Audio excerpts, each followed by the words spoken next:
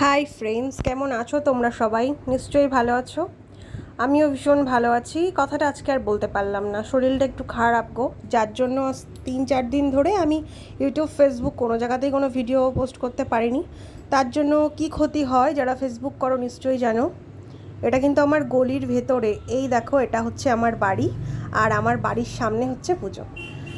তো বুঝতেই পারছো আমি ভয়েস দিয়ে কোনো কিছু করতে পারছি না, তার কারণ একটা কপিরাইট আসার ভয় থেকেই যায়। আমার একদম বাড়ির সামনেই গানের ডেক বাজছে। তো এটা হচ্ছে নোবেল ক্লাবের মন্দির, যেটা আমাদের একদম বাড়ির সামনে, মানে আমার গেটের সামনেই আমি তোমাকে দেখালাম। এটা হচ্ছে মন্দিরের ভেতরের মা, অপরূপ সুন্দর দেখতে। সবাইকে শুভ শারদিয়া, অনেক অনেক শুভেচ্ছা রইল।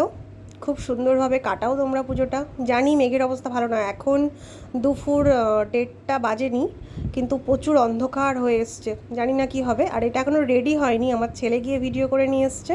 এটা পুরো ভেতরটা, বাইরের তোমরা পুজো মণ্ডপটা দেখলে বুঝতেই পাবে।